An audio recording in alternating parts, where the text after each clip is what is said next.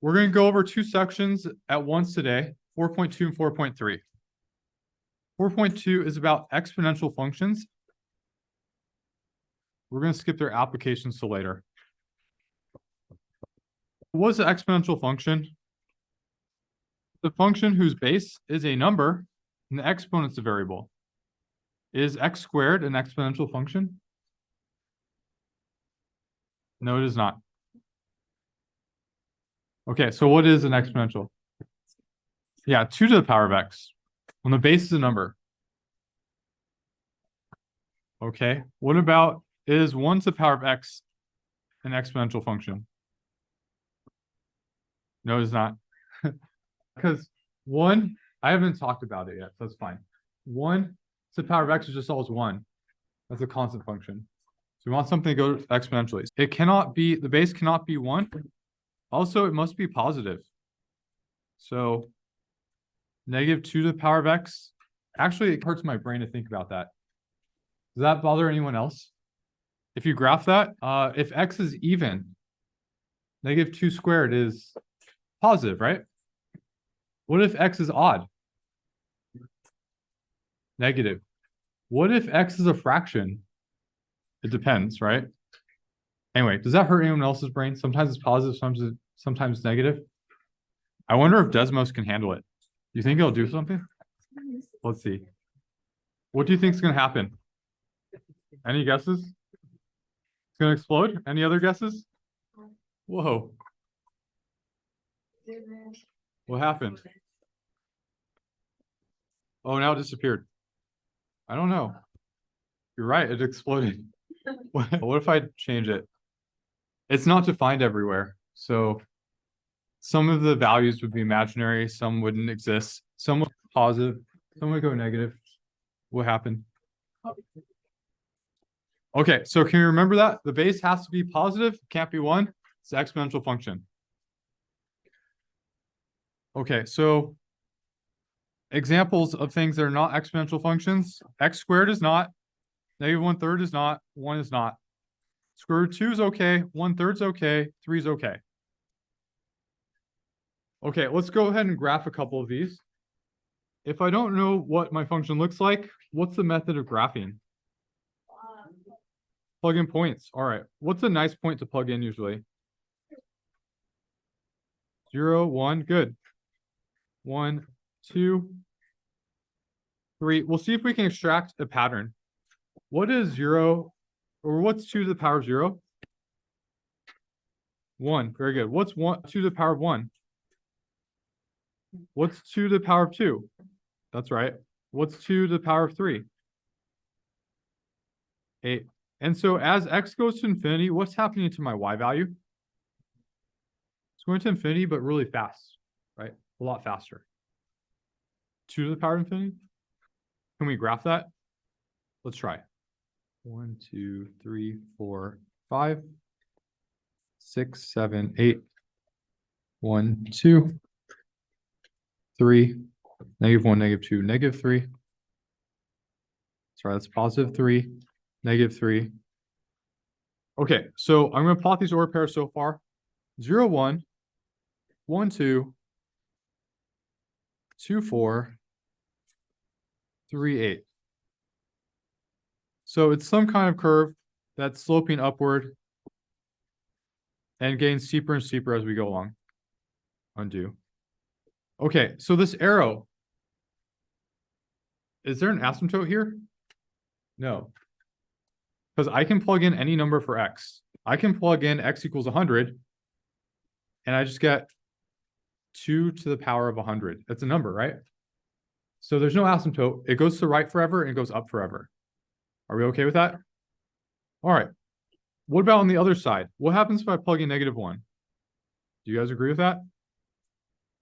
2 to the negative 1 is 1 over 2 to the power of 1. Good. 1/2. What about negative 2? Yes. 2 to the negative 2 is 1 over 2 squared is 1/4.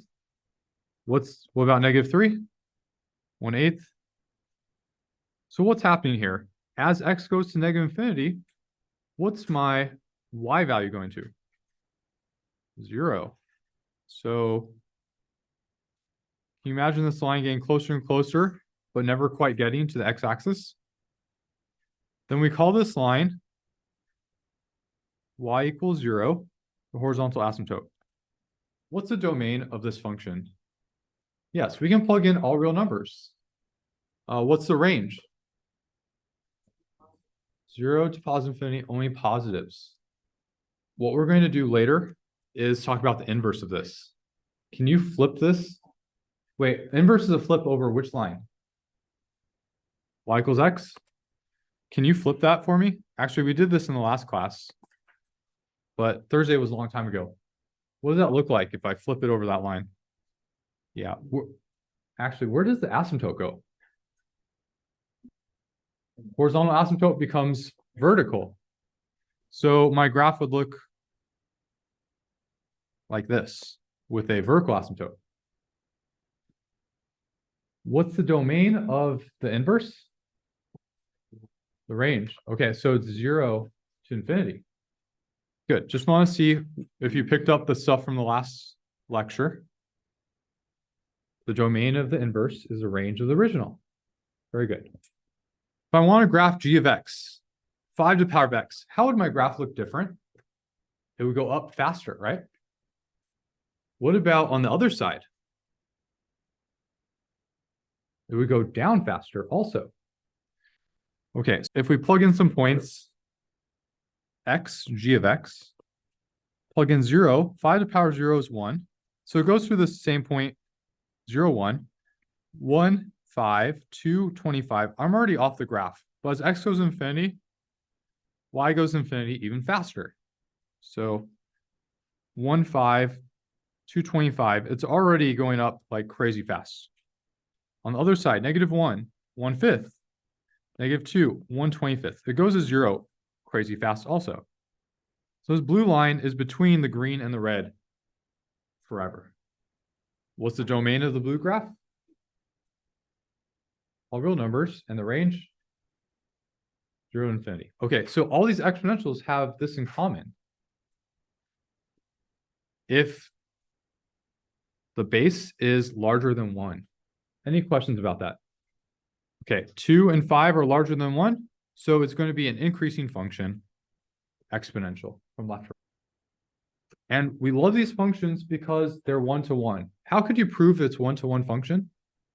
So proving from the graph, it would have to pass what tests to prove it's one-to-one? Vertical line test and horizontal line tests. Okay, those functions that pass the horizontal line tests are invertible, meaning the inverse is also a function. So the inverses are also functions, they pass the vertical line test. What if the base is a fraction between 0 and 1? A very small number. So let's talk about something like 1/2. Let's go ahead and plug in 0, 1, 2, 3 as before. So what's 1/2 to the power of 0? What's 1/2 to the power of 1? What is 1/2 to the power of 2? Yeah, should we review this? 1/2 to the power of 2 is 1 squared over 2 squared. 1/4.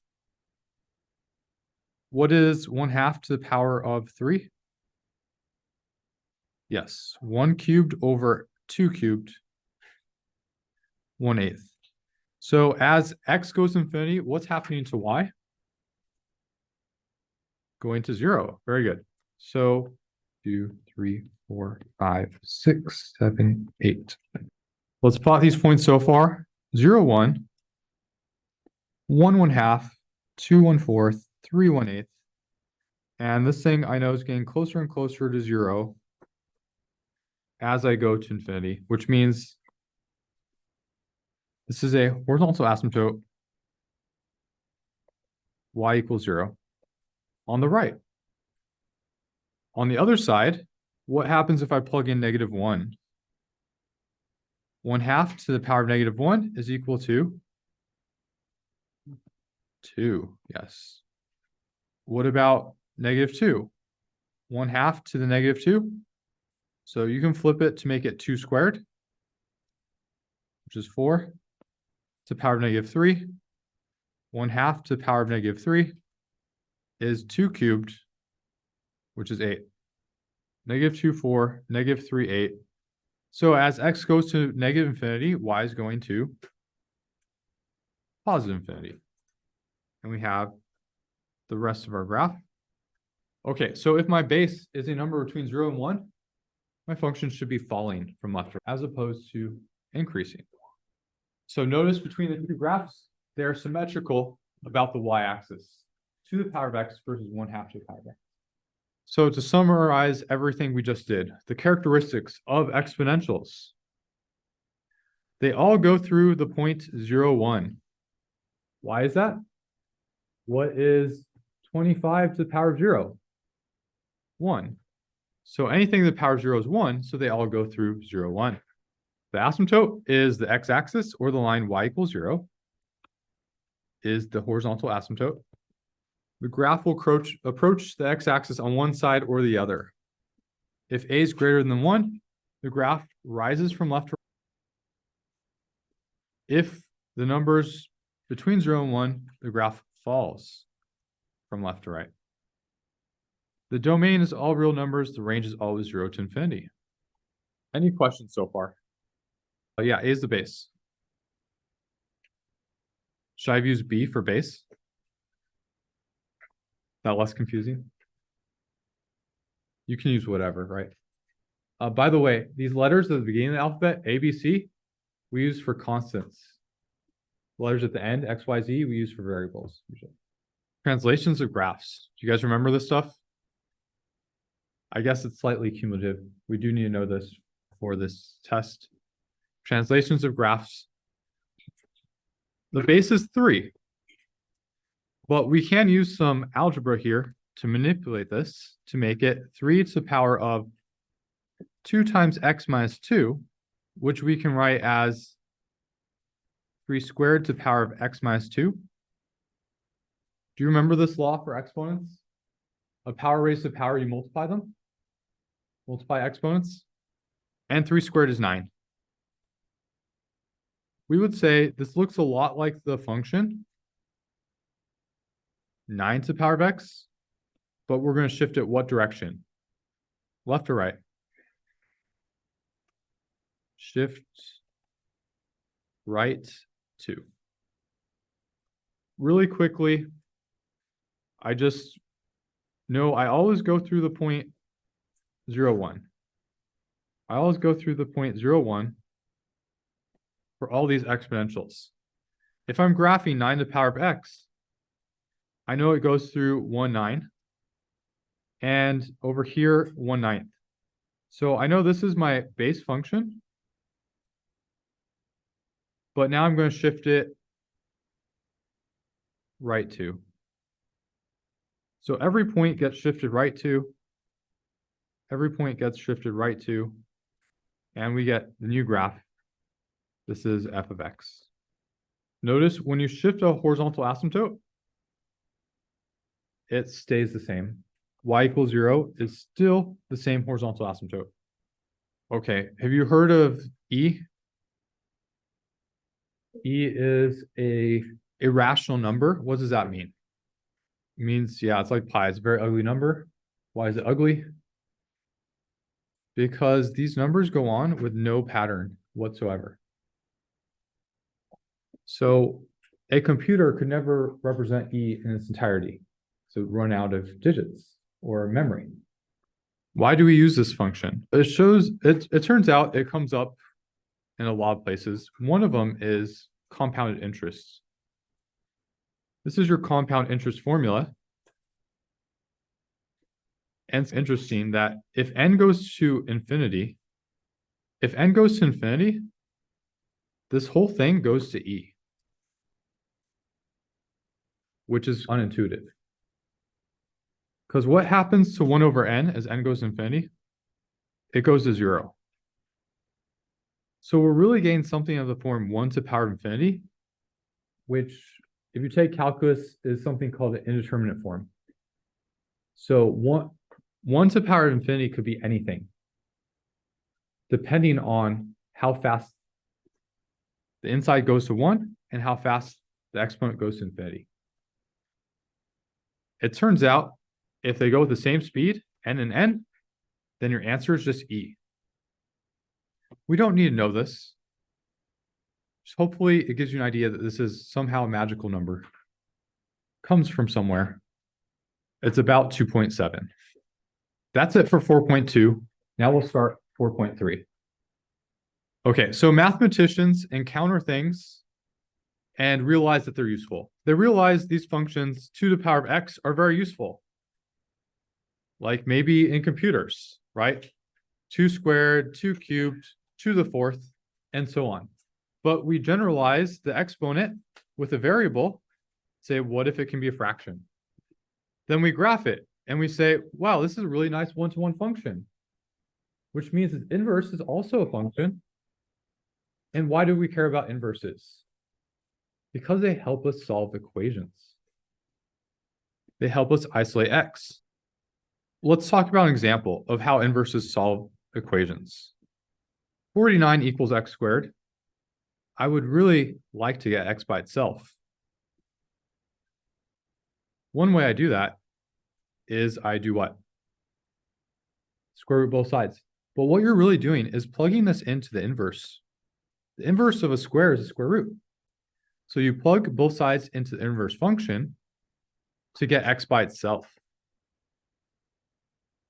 Inverses help us isolate x. Does that bother anyone? What does x squared look like? Can you draw it for me in the air? Is it a one-to-one function? No, why? Fails the horizontal line test. Yes, both sides. So when I say I plug into the inverse, that doesn't really make sense, right? And that's why we have two solutions. We don't actually get x by itself. When you solve it, something with an actual inverse, you do get x by itself, and you get only one answer. This is why we have two answers, because it's not a one-to-one function. So now, what if I have something like 16 is equal to 2 to the power of x? I'd like to get x by itself. We need a new function, the inverse of 2 to the power. We're going to say is log base 2. So we create a new function that I can plug this into. Because it's one-to-one, then I plug a function into its inverse and I get x back by itself. X is equal to, I take log base 2 power of both sides, and I've isolated x, and I have my answer. Inverse functions help us isolate x, so we can solve equations. Okay, let's first talk about the graph.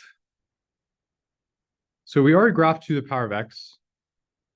It looks like this, and it's one-to-one. We'd like to graph the inverse. So we could say y is equal to 2 to the power of x. And we'd very much so like to graph something like this. Y is equal to log base 2 of x. These are inverse functions. The problem is we've never really encountered log base 2 before, and it's very unintuitive to calculate inverse in our head. So instead, what we do is we convert to exponential form. We say that I can rewrite this in exponential form as 2 to the power of y is equal to x. Convert to exponential form. How is this related? Do you remember that how we solve for an inverse function is we switch the x and y value? So this is all connected. We're just switching the x and y value of an exponential, and we get the inverse. Okay, so from the last lecture, we should know we have to flip x and y to get this. From this lecture, we need to convert between logarithmic form and exponential form. You need to memorize this, how to go back and forth. Any questions so far? Yes.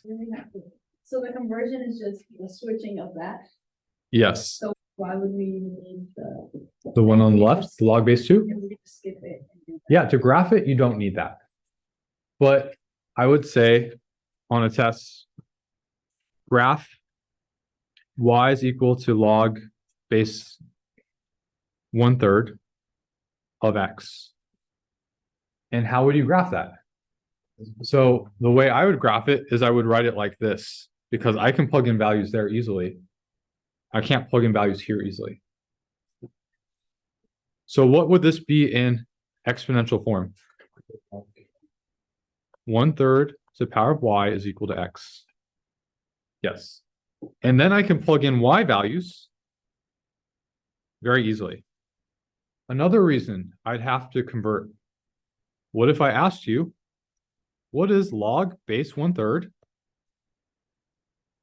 of 9? You're on the right track. But it'd be very nice if I could write it in exponential form as what? 1/3 to the power of y is equal to 9. Now, you know the answer to y would be, maybe we don't. Close. Y is equal to -2. Because the negative exponent would bring it up top to make it a 9 on top. Okay, y is equal to -2. So why do we want to be able to convert from logarithmic form to exponential form? Easy to plug in values to exponents and calculate those. It's a lot easier to think about what value I raise an exponent than to do a log in your head. Okay. So y is equal to log base b of x is equivalent to b to the power of y is equal to x. The domain is 0 to infinity because that's a range of exponential. Range of y is equal to b to the power of x. Okay, so let's go to actually graphing. I guess we'll practice converting before we graph. Okay, so this is exponential form. What would this be in logarithmic form? Log base, yeah. The base is this number. Log base 2 of what? Of 16. Yes. 16 is equal to, I don't know what color, 5. I guess that was a red 5. Let me use red. Is equal to 5. So the answer to logarithm is really whatever the exponent was, because it's the inverse of an exponential. Okay, so next one, 2/3 squared is equal to 4/9. And logarithmic form would be what? Base 2/3, very good. Of what? Of 4/9 is equal to the exponent of 2. Okay, this one will often be written like this, log of 0.1. If there's nothing written, we call that the common logarithm. I guess my analogy would be, what's a cube root would be this, right? A fourth root is this. A square root, why don't we write the 2? Because we do it so often, we don't want to write the 2, but you can. That's the common root. This is a common logarithm. Why is that? We really like powers of 10 because we have 10 fingers and 10 toes. I'm guessing. I don't know why we like 10 so much. Isn't it arbitrary? I don't know. Okay. So how do we convert this to exponential form? What's the base? Good. The base is 10. So we do 10 to the power of what? -1 is equal to 0.1. Okay, so next one would be, what's the base? B to the power of A is equal to X. Okay, so let's practice this a little bit more. Write the exponential equation in logarithmic form. This would be what in log form? Log base. Yes, the base is 4 of what? 1/16 is equal to -2. It's just pattern recognition. You know what? My memory is really bad, and I often actually forget this. Do you know what my trick is? I do both sides with the inverse function. What's the inverse of 5 to the power of 3 or 5 to the power of x? Is log base 5. So when I forget, I just do log base 5 of both sides. And I just know that they're inverse functions. So the inverse functions undo each other, and the answer is just the 3. That's harder. It may be harder right now, but it does help out in other situations that we're going to encounter later on, which is solving equations. So let's just pretend on the test you forgot this pattern, right? Then how would you ever reconstruct it? And this is a way to reconstruct it. You want to rely on the memory because it's faster and easier, but if you forget, you want a way to double check. And this is a way to double check. My analogy would be, what's the most common multiplication problem people forget? Like 8 times 7? You guys forget that? What's 8 times 7? Quick. Are you sure it's not 54? How do you know? Do you ever blank out? Okay. I always remember 8 times 5 though, which is what? 45. And then I would just do plus 8 again. Okay. So it's a way to double check by using multiplication as repeated addition. I forget all my multiplication tables. In grade school, I thought I was really bad at math because I just could not do multiplication tables fast. B to the power of y is equal to c. What is that in logarithmic form? Log base what? Yes, the base is b of what? Of c is equal to y. Okay, write in exponential form. What's log base 2 of 32? It's 5. But what is it in exponential form? Yes, the base is 2. 2 to the power of the exponent is 5 is equal to 32. And that's easier to check, right? 2 times 2, 5 times is 32. Okay, this one's tricky. What's my base? Okay, because if it's not written, it's 10. The power of -2 is equal to what? 0.01. Okay, I haven't talked about this yet.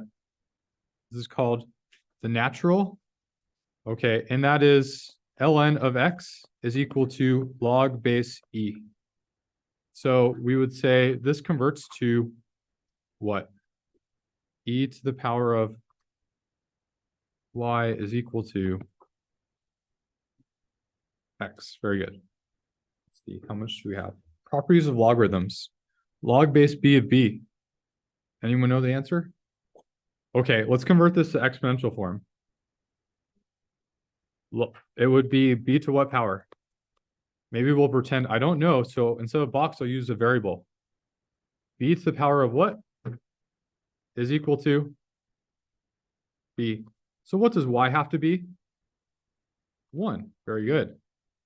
What can't be 1? Yeah, so b is not 1, right? B is anything. The answer is 1. Okay, that's right. The base can't be 1. When I say anything, I mean anything but 1 and anything that's not negative. So not anything. A positive that's not 1. Okay, what's log base b of 1? Okay, so if I don't know, I'm going to put a variable and convert to exponential form, which would be what?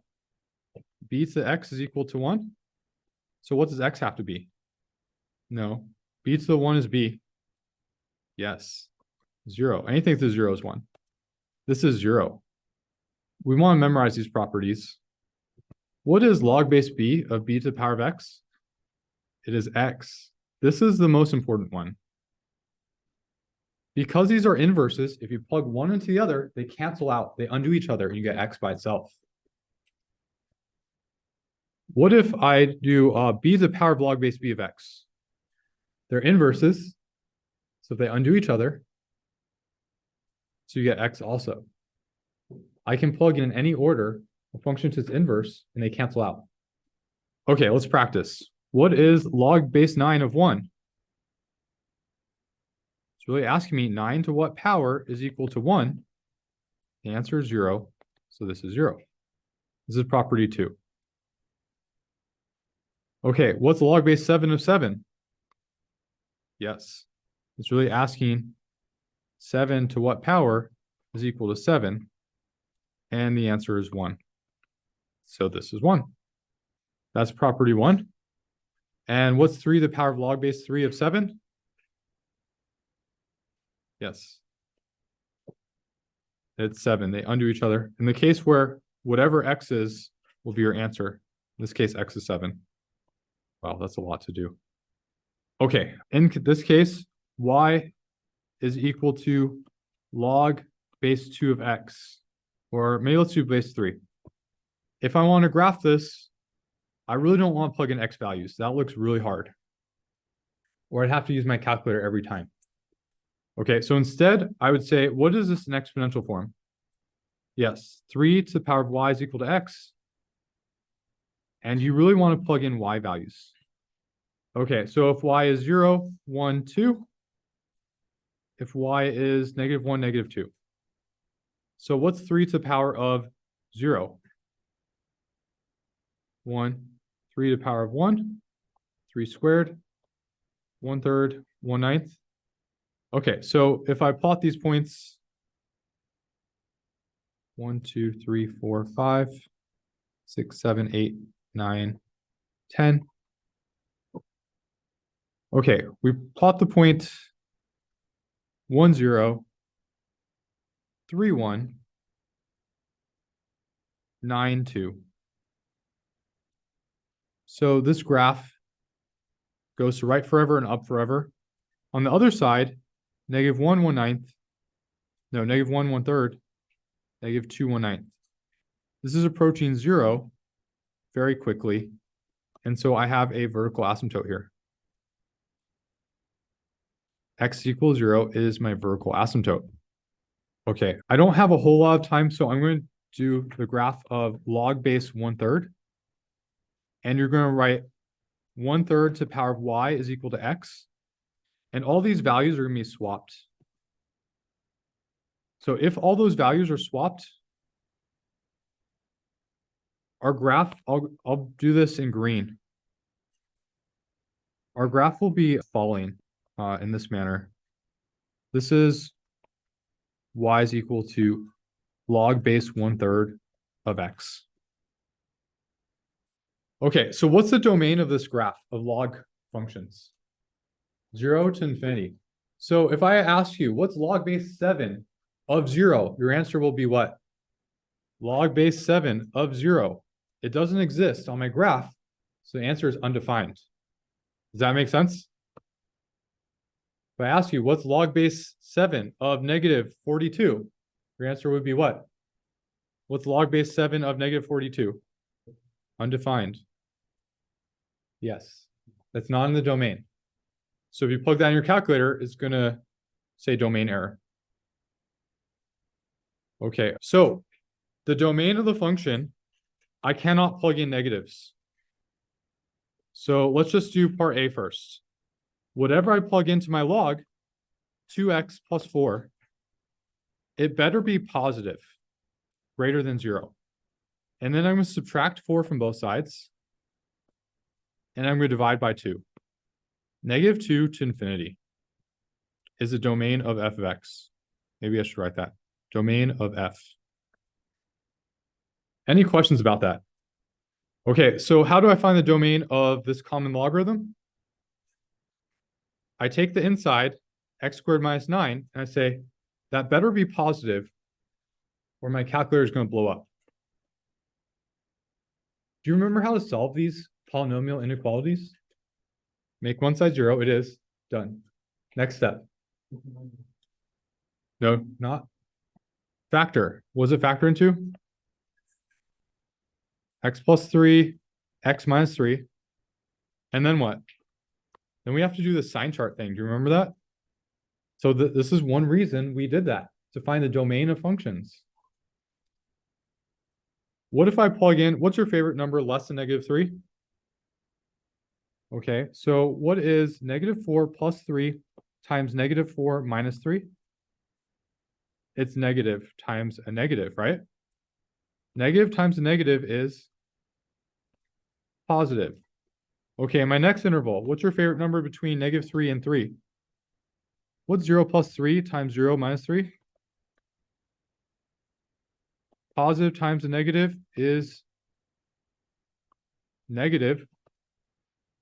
Okay, and last interval, favorite number greater than 3? 4 plus 3, 4 minus 3. Positive times a positive. Okay, so which intervals do I want? Positive or negative? Positive. So my answer is infinity to -3. Do I include it? No, strict inequality, 3 to infinity. This is my domain of function h.